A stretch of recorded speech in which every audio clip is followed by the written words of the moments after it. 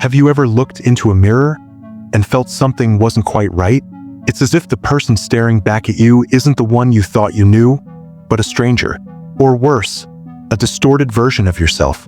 What if the person you see in the mirror isn't really you? What if the true version of yourself, the one buried deep inside, is hidden, buried beneath layers of society's expectations, personal fears, and unresolved conflicts? For most of us, this confrontation with who we really are never truly happens. It's like living in a house with a room you've never dared to enter. But what if inside that room lies the most crucial part of you? The part that holds the key to understanding your choices, your pain, your desires, and your purpose. Why is it so difficult to face ourselves head-on? Why are we so afraid to look deeper? The truth is unsettling. Most people will never truly know themselves. They will go through life wearing masks, playing roles, convincing themselves they have it all figured out, when in reality, they're only touching the surface. But the question is, why? Why do we settle for these shallow versions of ourselves, when there's so much more hiding in the shadows? As we begin this journey, let's explore the unsettling truth behind this human condition. Why is it so hard to look within? And what happens when we choose to ignore the parts of ourselves we fear most? This is the core of the mystery we'll unravel, starting with one of the most profound psychological concepts, Carl Jung's idea of the shadow self, a term that will shape our exploration. But not just yet. For now, it's enough to understand the most important battle is the one within. And the stakes? They couldn't be higher. Self-knowledge. It's a pursuit most people believe is a pathway to freedom, to understanding, to inner peace. Yet, for many, it quickly becomes a labyrinth with no clear exit. The more we strive to understand ourselves, the deeper the rabbit hole seems to go. And the deeper we go, the more we find ourselves lost, adrift in uncertainty. Here lies the paradox. Self-awareness, rather than liberating us, often traps us in a cage of existential terror. We tell ourselves that if we only knew who we really were, we'd finally be free. But what if knowing ourselves exposes us to a horrifying truth? What if we're not the person we imagined, not the person we hoped we'd be? What if the deeper we dig, the more we encounter parts of ourselves we wish we'd never seen? This journey into the self is not a warm embrace. It's a confrontation with the unknown parts of us, the dark corners we've neglected or denied. And when faced with these unsettling truths, most people turn away. Rather than confronting their shadows, they construct a mask. What Carl Jung called the persona, an identity tailored to fit societal expectations, to protect us from the fear of revealing what lies beneath. The persona is not just a lie. It's a defense mechanism, a shield we wear to keep the world at bay, to shield ourselves from the terrifying unknowns inside. It's the version of us we show the world, the one we're comfortable with, the one that fits in, the one that doesn't rock the boat. But behind that mask lies the truth we avoid, a truth that, if exposed, could unravel everything we've built our lives around. The persona is the result of years of social conditioning. From childhood, we're taught how to behave, how to fit in, how to perform. We're told to be something, someone specific. And while these roles might seem comforting, they're often at odds with who we really are beneath the surface. Society, with its endless expectations and pressures, encourages us to suppress our authentic selves in favor of an idealized, socially acceptable version. If you're not this, you're not enough.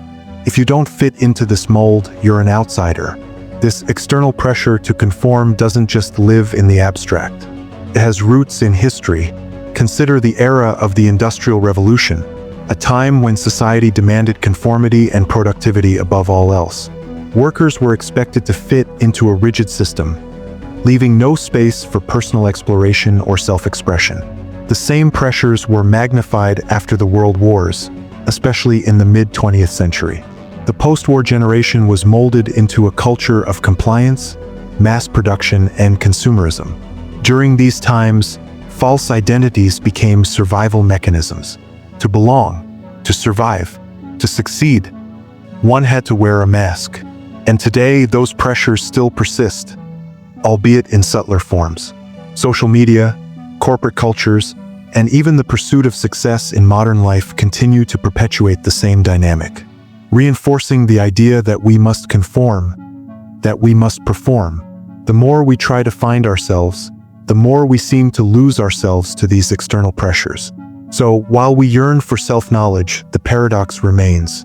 The more we try to know ourselves, the more we confront not liberation, but the painful reality of our own disconnection from who we truly are. And the deeper we go, the more we realize we've spent our lives running from the person we were meant to be.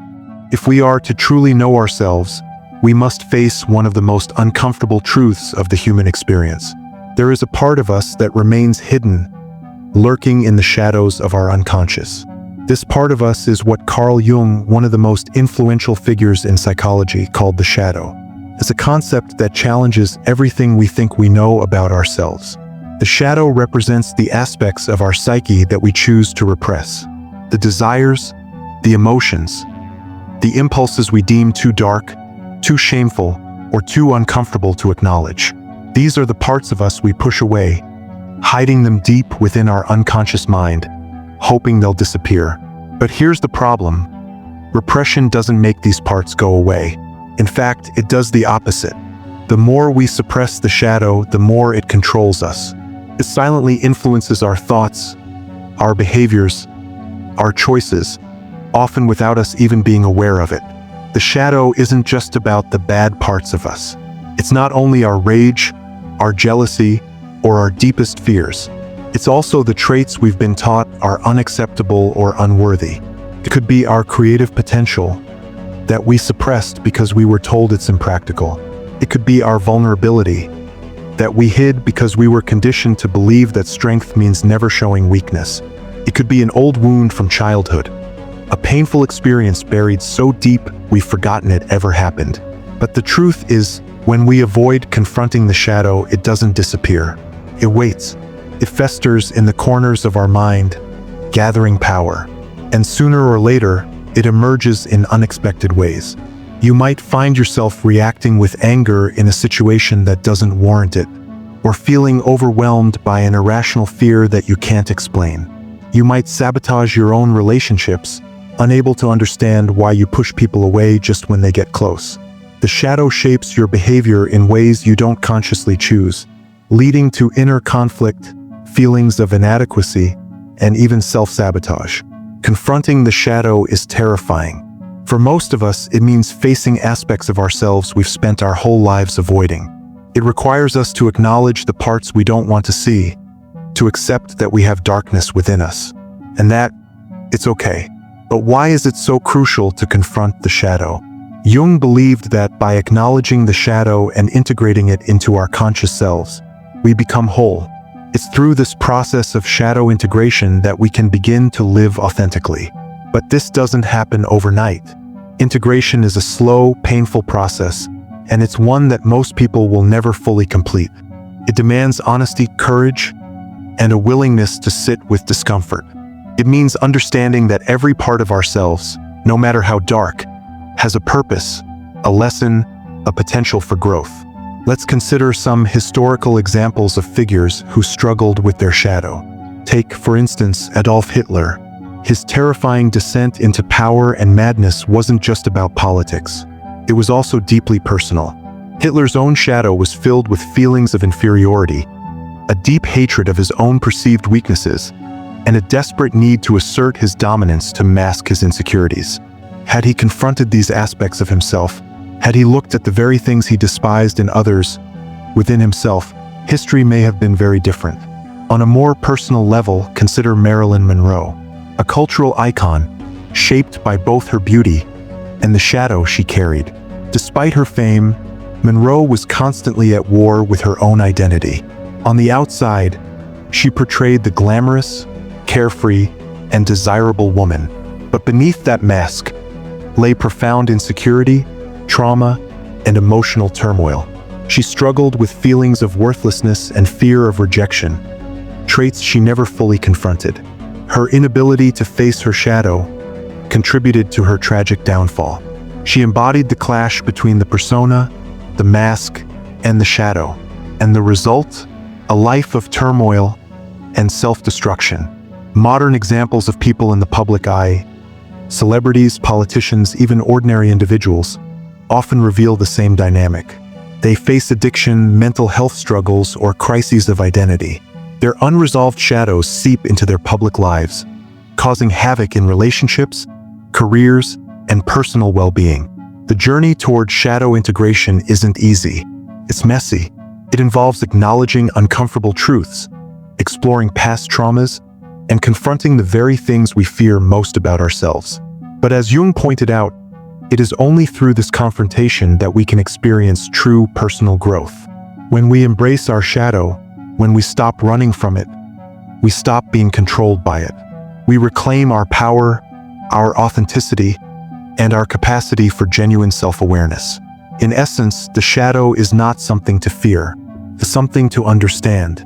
And once we begin the journey of understanding, we unlock the potential for transformation. Confronting the unconscious is the first step toward becoming whole. To confront the shadow, to dive into the unconscious, requires us to face a primal fear, a fear of the unknown. For Carl Jung, the unconscious wasn't just a passive repository of memories and thoughts. It was a realm filled with chaotic, uncontrollable forces, a space where our deepest, most disconcerting aspects reside. The idea that we are largely governed by parts of ourselves we don't understand, or even want to understand, terrifies us. And it's this fear of the unknown that drives most people to avoid self-awareness altogether. But why do we fear the unconscious so much? The answer, perhaps, lies in the very nature of the unconscious itself. It's unpredictable, unstructured, and at times chaotic. The more we try to rationalize or control it, the more elusive it becomes. When we delve into the hidden parts of ourselves, we face not only our darkest traits, but also our deepest vulnerabilities.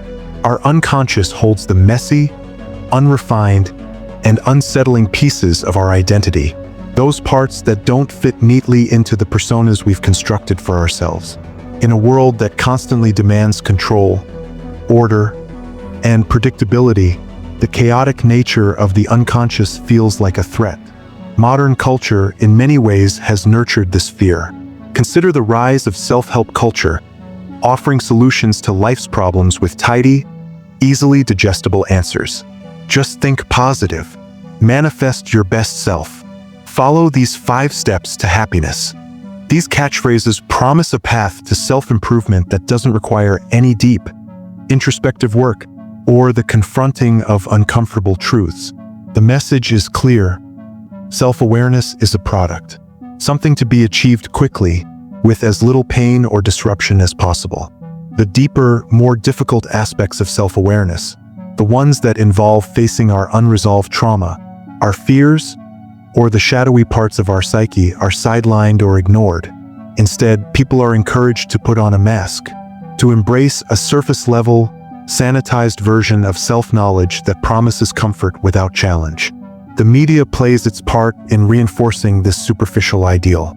It glorifies the curated, polished identities we're meant to aspire to. From Instagram influencers showcasing idealized versions of themselves, to advertisements telling us happiness can be bought, the culture is designed to promote conformity, materialism, and an external validation of who we are. This culture not only encourages us to avoid introspection, but also amplifies the fear of confronting our true selves. If we begin to question our place in this world, if we start to challenge the values we've been conditioned to accept, the very foundations of our existence might crumble. But there's a psychological cost to this avoidance of the unknown. In trying to avoid the chaos of the unconscious, we often end up creating rigid, defensive personalities. These personas make us feel safe, as though we have a solid grip on who we are, but in reality, they imprison us in a life that feels increasingly shallow and unfulfilling.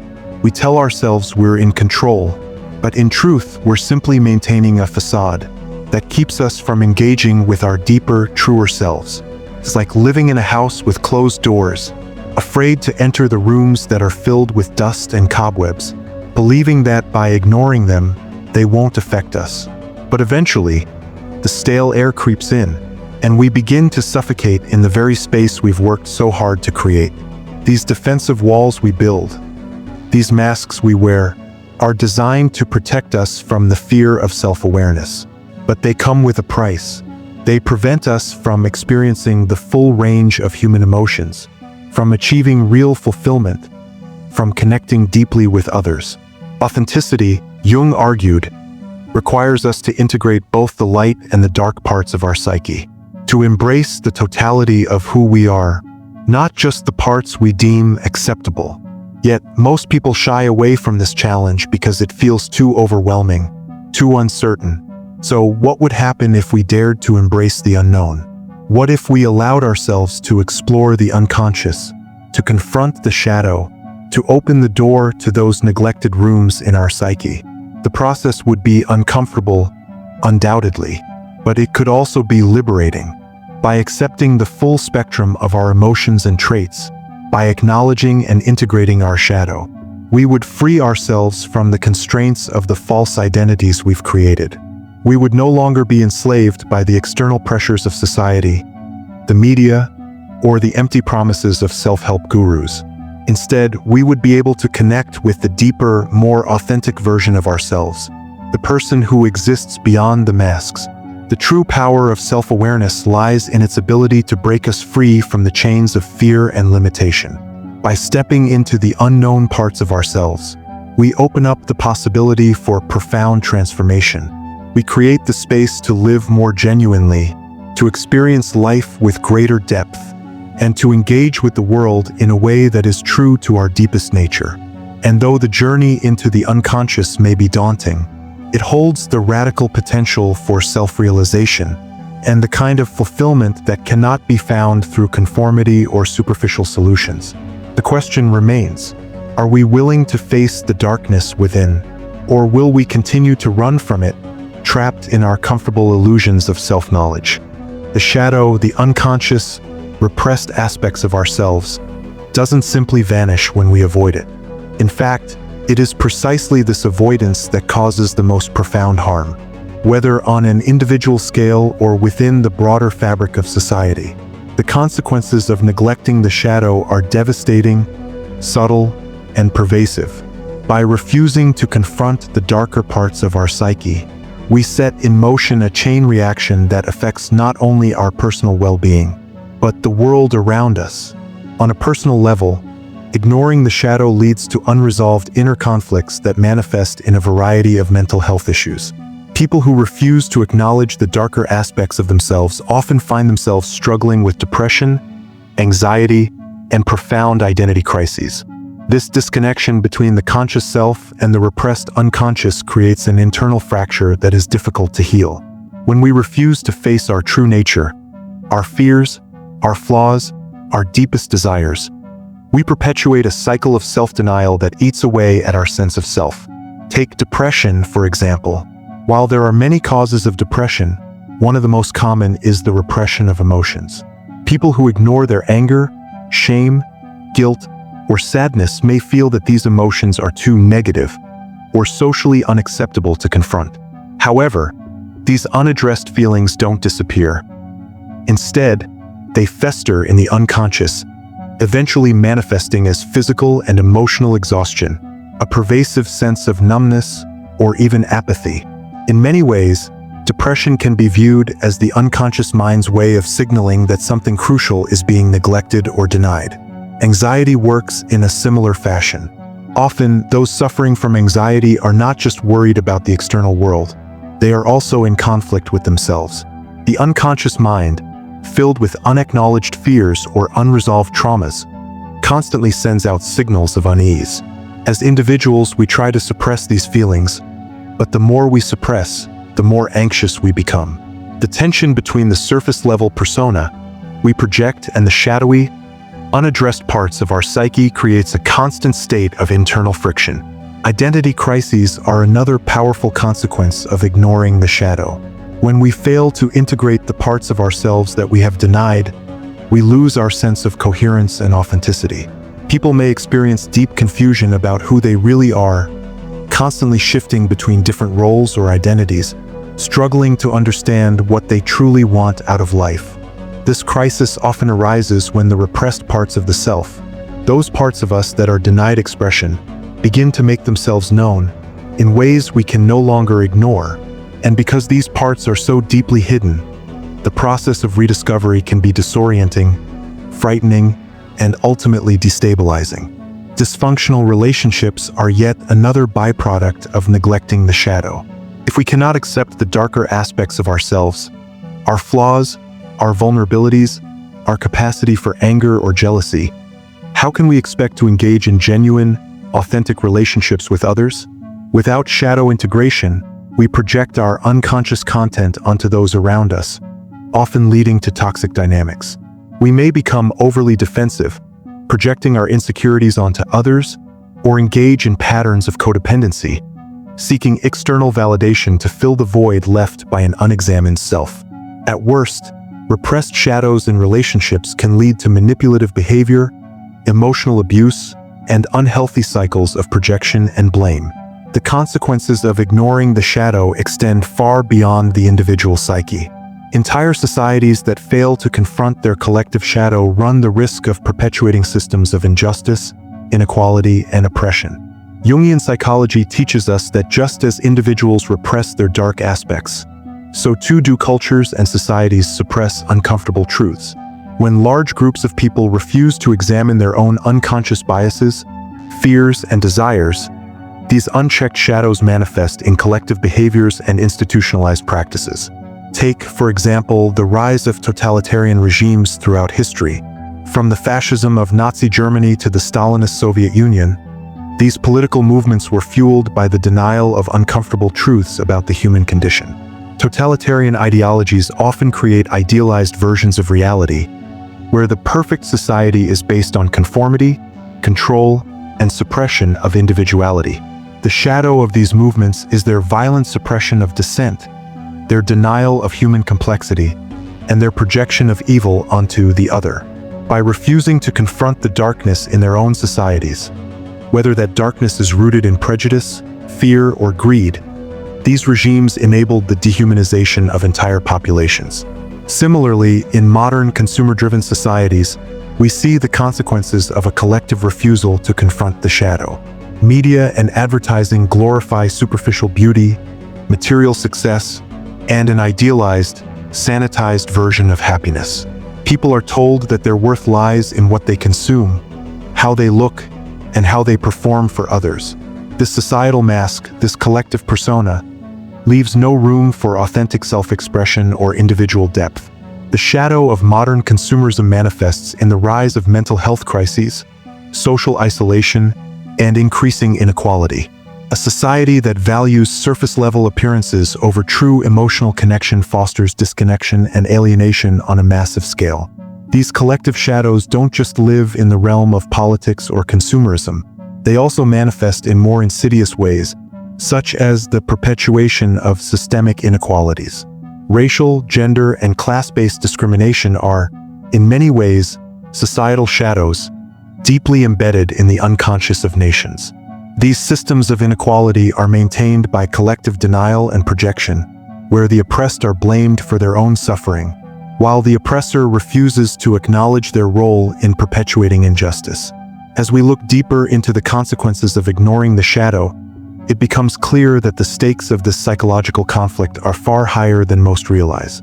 At an individual level, the costs of neglecting the shadow are personal mental health deterioration, identity confusion, and dysfunctional relationships.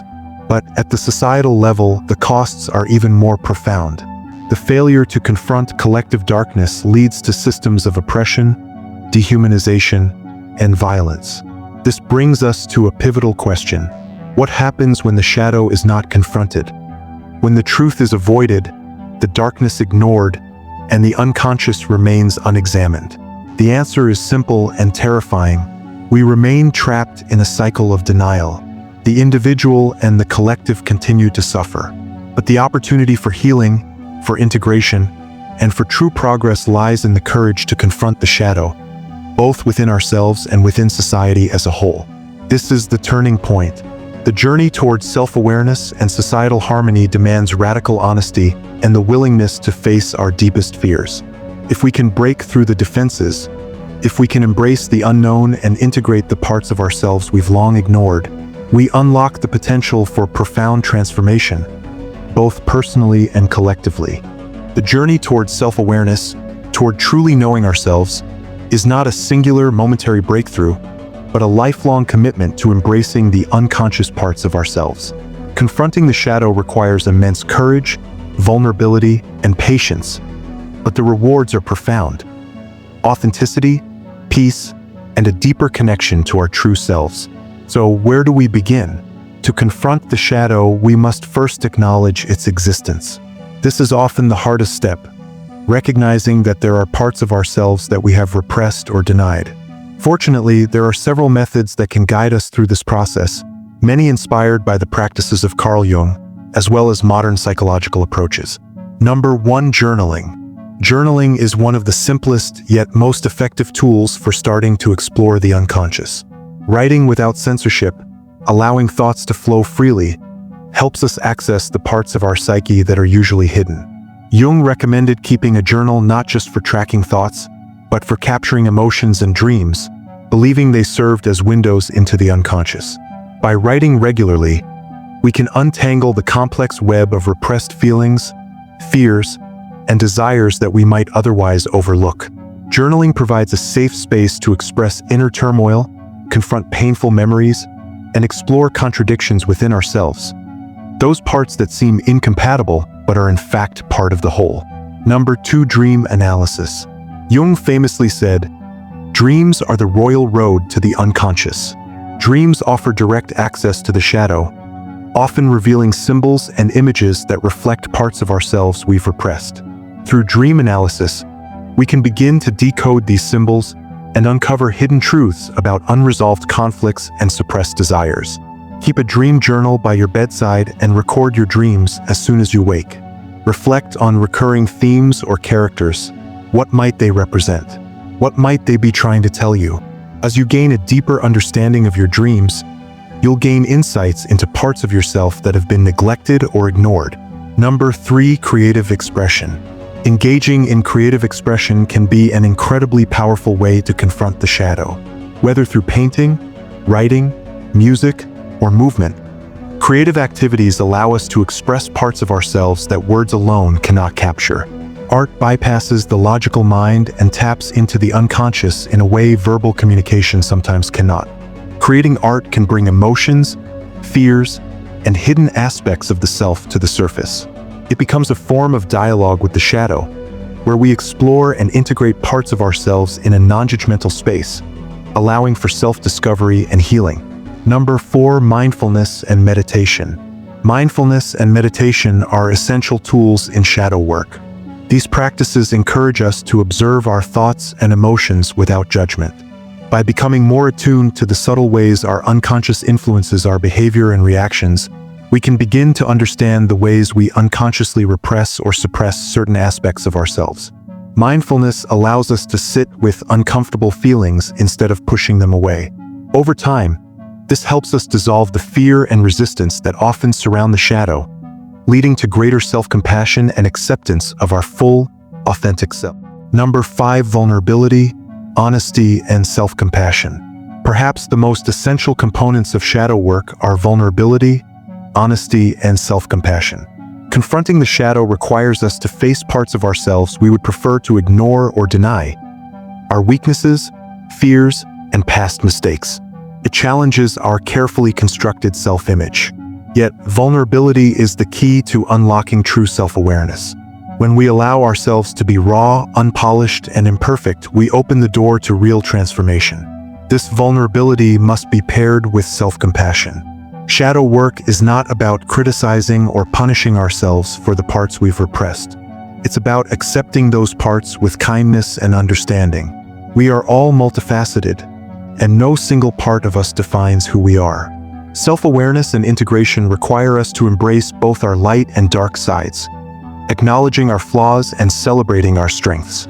It is through this process of integration that we become whole, no longer divided between the conscious and unconscious.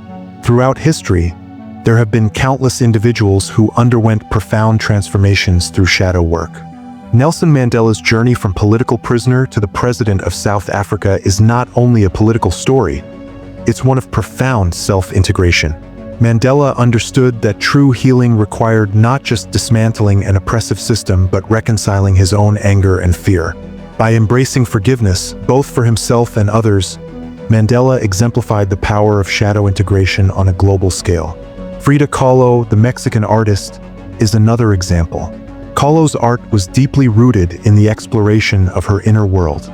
She used her paintings to confront her pain, her suffering, and her complex identity. Her willingness to face the darkness within herself allowed her to create art that spoke not only to her personal struggles, but also to universal human experiences. Kahlo's life and work show how confronting the shadow can lead to profound personal and cultural transformation. These figures, among many others, remind us that shadow work is not just about personal healing. It is a process that can bring about profound transformation in both our individual lives and the world at large. Confronting the shadow is not a quick fix. It's a lifelong journey. There will be times when we slip back into denial or feel overwhelmed by the emotions and memories we've repressed. But this is part of the process. Shadow work is not about perfection. It's about progress. Every step taken toward greater self-awareness is a victory. By embracing our shadow, we begin to experience life in a richer, more authentic way. We stop pretending, stop hiding, and start living with honesty and integrity. It's a journey that requires great courage, but it's also one of the most rewarding paths we can take. A path that leads to the fullest expression of who we are. As we reach the end of this exploration into the depths of the self, we are faced with a paradox. The very thing we fear, our darkness, our unconscious, is the key to our liberation. True self-awareness doesn't come from simply recognizing our strengths or projecting a polished persona to the world. It emerges from the courageous confrontation of the parts of ourselves that we've long repressed. By integrating our shadow, the fears, desires, and flaws we've kept hidden, we unlock a profound sense of freedom. This freedom is not just the freedom to live authentically, but also the freedom to break free from the chains of societal conditioning. We stop living in reaction to the expectations of others, no longer constrained by the masks we've been taught to wear. We cease to live in fear of the unknown parts of ourselves, and in doing so, we step into a space where we can truly be whole. But here's the question. Is this pursuit of self-awareness worth the psychological and emotional cost? Is it worth facing the parts of ourselves that we have long tried to forget? The answer is complex, but ultimately, yes. The process of confronting the unconscious is challenging. It's uncomfortable, unsettling, and at times, painful. It requires us to break down old identities, to confront past traumas, and to deal with the uncomfortable truths we've spent our lives avoiding. But the reward is immeasurable. In the end, it's not about finding perfection. It's about discovering a deeper, truer version of ourselves. A version that is free from self-deception, free from the grip of fear, and free from the constraints of societal expectations. By embracing the darkness, we find that it is not the end, but the beginning of something far greater, true freedom. The freedom to be ourselves, unfiltered, unmasked, and unafraid. And with that freedom, we gain access to a richness of life that we could never have imagined while hiding behind the masks we've worn for so long. So, the journey to self-awareness is not for the faint of heart, but it is a journey that leads to a life of greater authenticity, peace, and fulfillment. It challenges us to step into the unknown, to embrace the parts of ourselves we've long feared, and to find in that darkness the light of self-realization. The question now remains, will you take the first step? If this video sparked something in you, don't forget to like, share, and subscribe for more deep dives into the hidden corners of the human experience. And remember, your journey toward true self-awareness starts today. Stay curious and keep questioning. We'll see you in the next one.